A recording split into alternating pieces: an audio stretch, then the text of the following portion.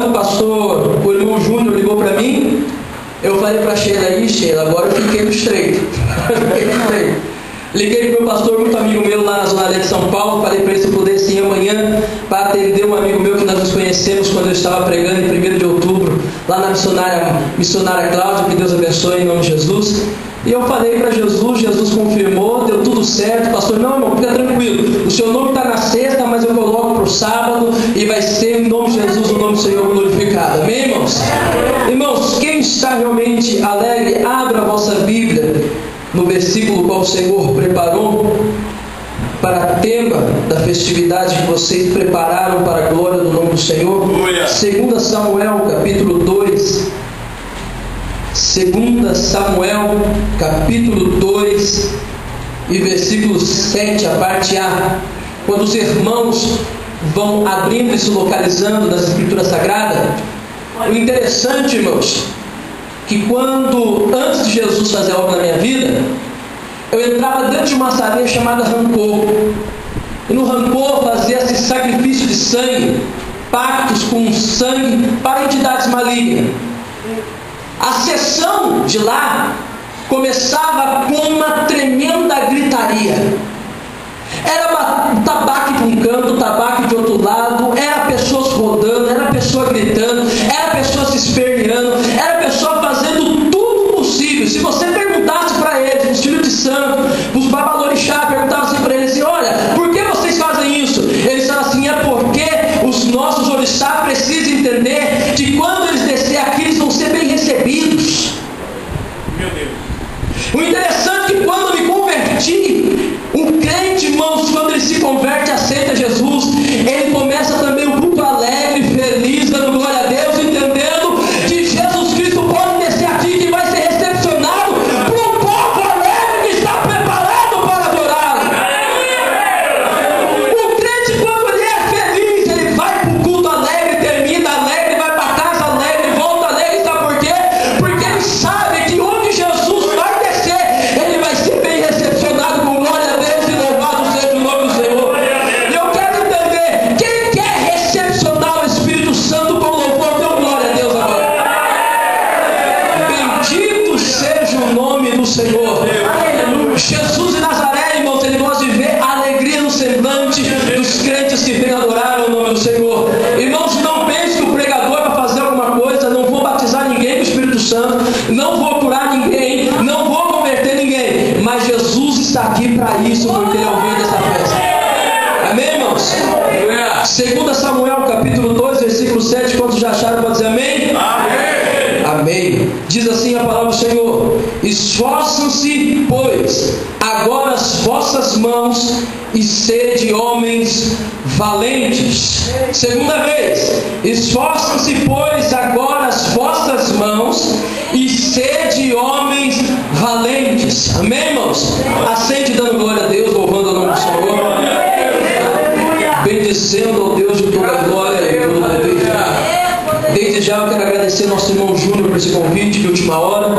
Eu tenho a certeza que Jesus também já está nesse negócio. Que Deus abençoe em nome de Jesus Cristo. Deus abençoe o pastor dessa igreja e os queridos irmãos, que é a primeira vez a gente se vê, a gente se conversa, a gente se contempla num culto. Que Deus abençoe. Irmãos, estamos diante de uma passagem bíblica linda, maravilhosa, excelente por toda a inspiração divina. E quando eu leio essa passagem a falar do grande homem de Deus chamado Davi, o seu próprio nome já significa amado. Era um homem muito amado por Deus, amado pelos homens de Deus, amado pelos seus dons, amado pela sua simpatia, amado já porque todos viam que Deus amava esse homem. O interessante, irmãos, que quando Davi levanta esse brado de coragem, esse brado de ousadia, quando levanta sua voz para comunicar aos outros, quem sabe temendo alguma coisa, quem sabe realmente desencorajados de alguma coisa, quem sabe desesperançosos de alguma coisa, ele levanta um brado e diz: esforçai-vos, sede homens, mas não homens de qualquer forma, homens valentes. Ou seja, eles não estavam pedindo simplesmente homens, porque homem pode ser qualquer um de nós, mas o interessante é que ele fala: seja homens valentes, ou seja,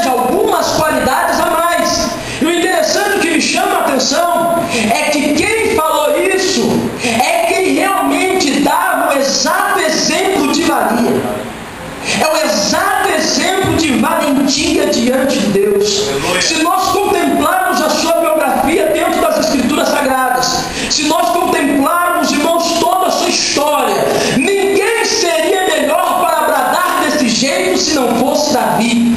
Porque Davi mostrava que, além de tudo que ele já tinha, ainda ele era um homem valente.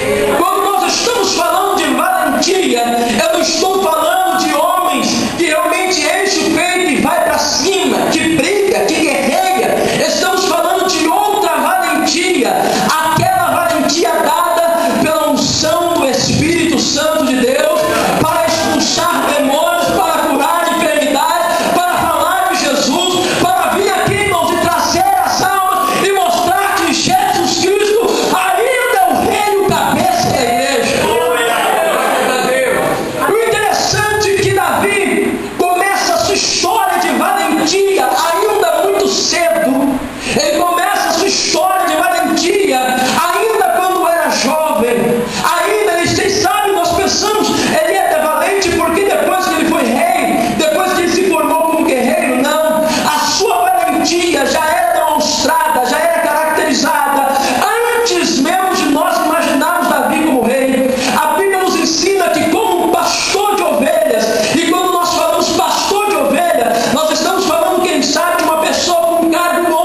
Hoje, pastor da igreja é uma grande responsabilidade, uma grande função, é uma honra ser hoje pastor, onde Deus agraciou. Mas estamos falando de uma profissão e não de um ministério. Pastor, naquela época, uma profissão, e muitos podem pensar que era uma profissão honrosa, uma profissão digna. De maneira nenhuma. Ser pastor naquela época de 1 Samuel, irmãos, era ser, irmão, escravo da família.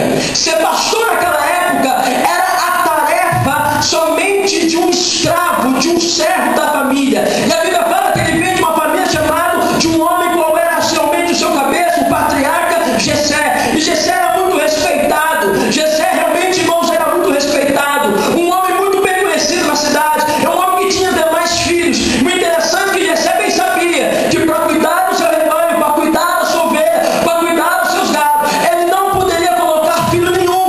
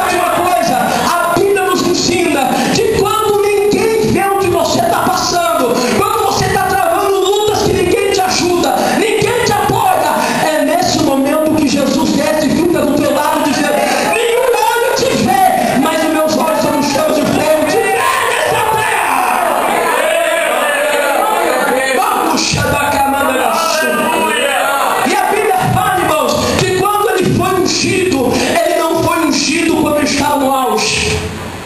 Não foi ungido quando estava no trono. Não foi ungido quando estava, irmãos, vestido bem. A Bíblia fala que a unção de Deus desceu na vida dele através.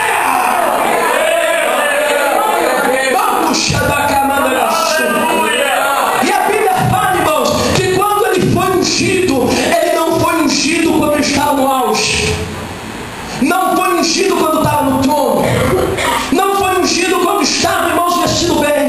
A Bíblia fala que a unção de Deus desceu na vida dele através de Samuel, quando ainda ele estava cheirando ovelha, sujo, desgarrado no meio do curral. Sabe o que significa isso?